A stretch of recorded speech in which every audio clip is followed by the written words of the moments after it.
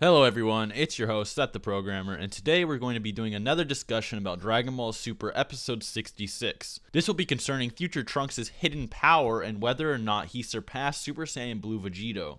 I also felt slightly obligated to explain in further detail Trunks' hidden power and how strong it is, as many critics seem to have completely missed its purpose and what it was in general, etc. So anyways, to get right into it, let me explain some things about Vegito versus Zamasu that you should absolutely know. Okay, for one, Vegito was stronger than Zamasu fusion, clearly, and in fact, Zamasu during the entire fight with Vegito was actually gradually degrading and taking damage over the fight and weakening, etc. This is further shown by when Goku cream pies him and obliterates half his body, and the Supreme Kai and Gowasu are both he's not regenerating, but he's degrading. So that means that half of his body can residually take damage and get weaker, while the other half just remains intact per se. So I mean, he is taking damage over time because he isn't perfectly immortal or invincible. And just how Zamasu's immortality was also nerfed, so was Black's adaptation and Saiyan battle increase abilities. In fact, Vegito might have even had more potential than fused Zamasu in terms of increasing his power mid-combat, as despite Zamasu powering up, Vegito would also gradually power up and remain superior to him. This is shown by when Zamasu in the beginning of their fight, they're clashing hands, they're even, and then, Zamasu gets the upper hand and is able to body Vegito, even slam him on the ground. And then all of a sudden, Vegito is just fucking bullying him later in the fight, despite them being equal during the beginning of it. You could argue that Zamasu got slower as he got stronger, kind of Perfect Cell versus Gohan kind of scenario.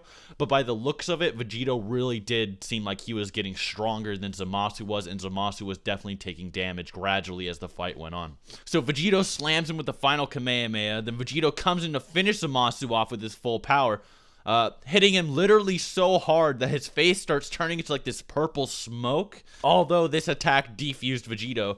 Now this is really interesting because none of Vegito's other attacks, even the final Kamehameha, was able to hurt Zamasu so bad that his body started turning into smoke. I think that's also a really great implication that Zamasu was kind of on his last leg. Vegito is okay, this final Kamehameha is gonna wipe him the fuck out, and then he's okay, maybe it didn't, but this will.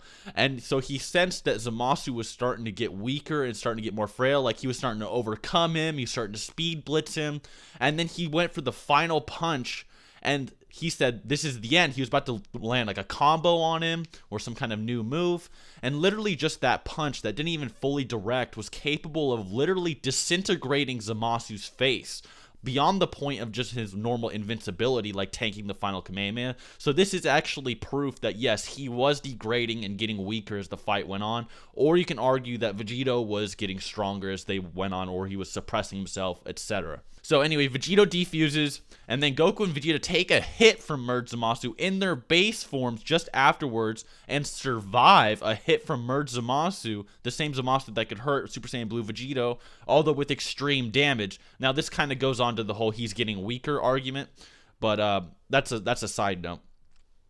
Now, remember what I said. Zamasu is not fully recovering from every attack. He's actually taking damage gradually, as the Supreme Kai stated, so he would simply regenerate more so his aesthetic appearance rather than his full power. A good example of what I'm talking about by aesthetic appearance rather than your full power is, say, take Piccolo or Nail. When they have an arm ripped off and they regenerate it, they lose some of their power, but they get to retain their aesthetic appearance. Or Perfect Cell, when he had the top of his body obliterated by the Warp Kamehameha during the Cell games, and he recovered himself, he was extremely fatigued and tired from recovering half his body.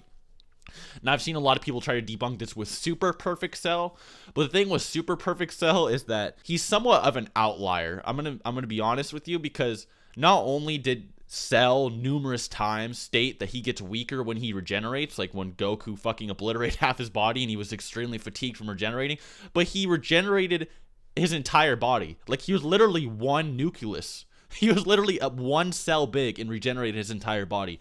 Now, you could actually argue that Super Perfect Cell wasn't even at full power, maybe. Maybe that wasn't actually his full power, but maybe the Zenkai just made him stronger than what he normally was, but he was still weaker than he would have been if Goku, say, tossed him a Sensu Bean after he recovered again or something. But still, Super Perfect Cell is somewhat of an outlier because we've seen Cell get tired from regenerating before. We've seen Namekians get tired from getting regenerated before. And that's where Cell gets his abilities from, is a Namekian. Although his ability to regenerate definitely outclasses a Namekian, it's still an outlier when he's super perfect. So then Trunks comes in and challenges a damaged merged Zamasu. This Trunks, I like to call him Gold Sword Trunks. You can call him whatever the fuck you want, doesn't matter. He has a new ability where he can manipulate his ki into a sword, making a further extension of himself. It's supposed to be symbolic.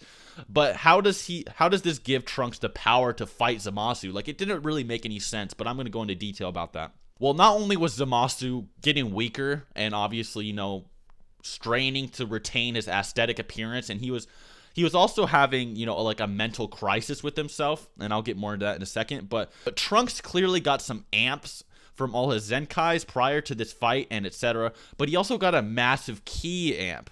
To better explain what a ki amp is, we should first explain what ki is. Ki in Dragon Ball is composed of 3 factors. In the words of Toriyama, ki consists of 3 components in Dragon Ball: Genki, Yuki, and Shoki, which translates to energy, courage, and mind.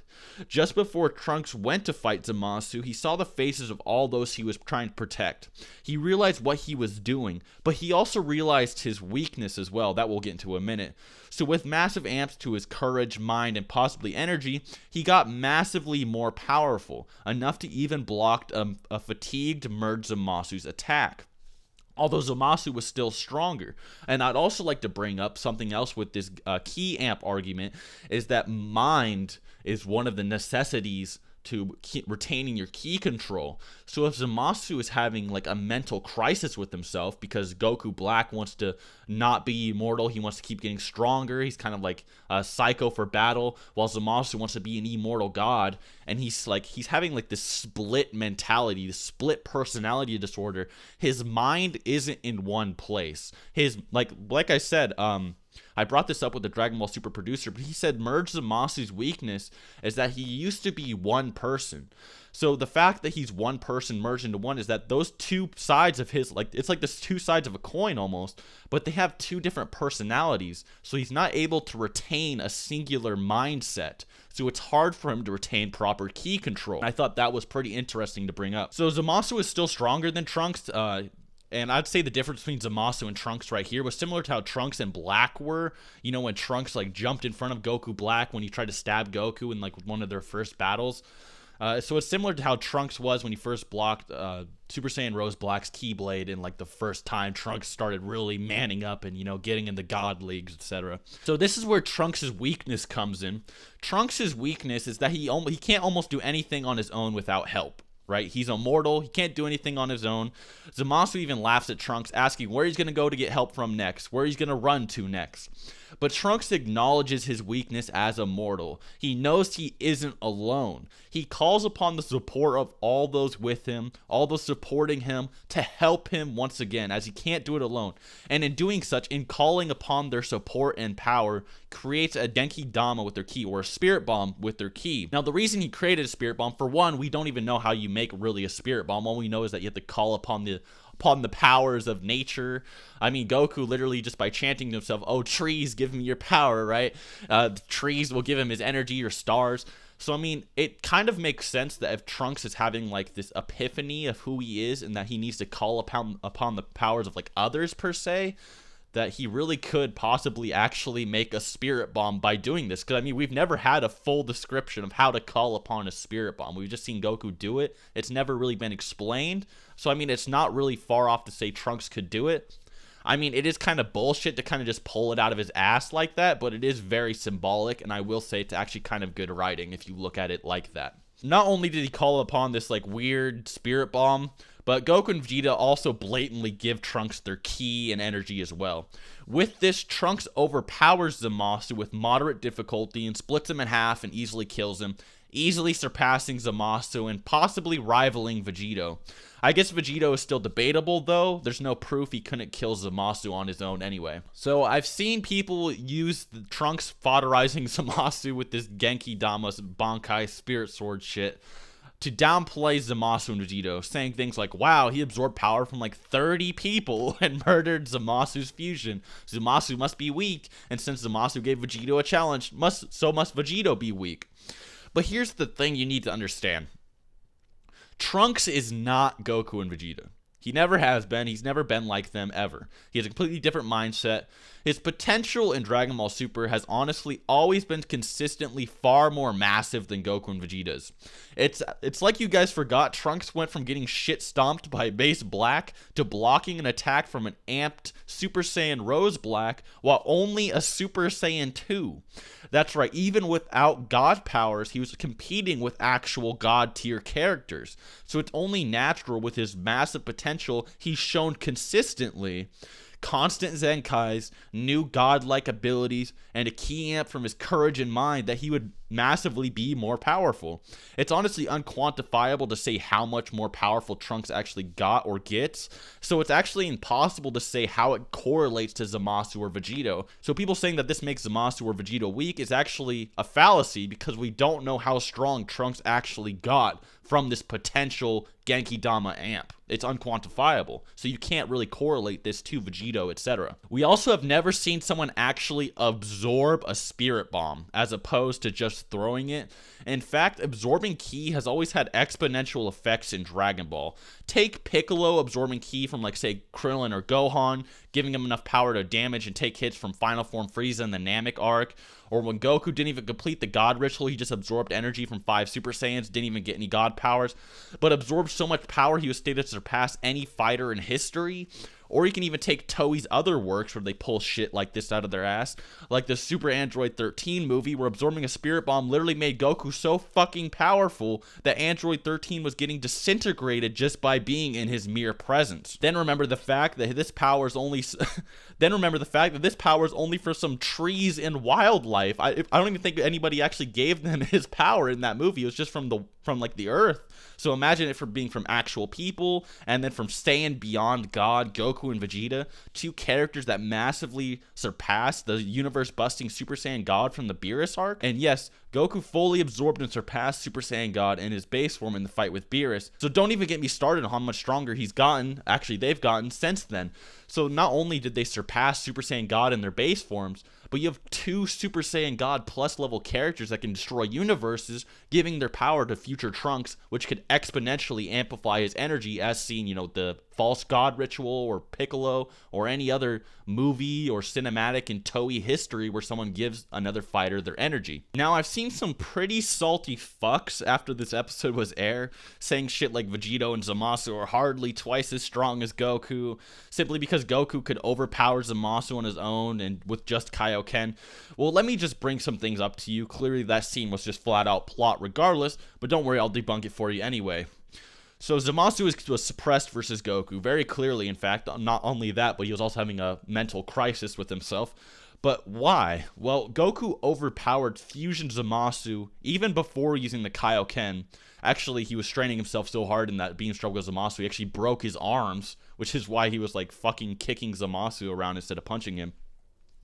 But Goku Black on his own was stated by the Dragon Ball Super producer and even shown to be stronger than Goku just on his own. Goku Black and his Super Saiyan Rose rivals Goku and Vegeta. Like, he could take either of them on possibly by himself. I mean, Vegeta might be able to take him on, but with that new Scythe ability, the clone hacks, his abilities just seem to surpass Goku and Vegeta, and this was stated by the Dragon Ball Super producer, remind you.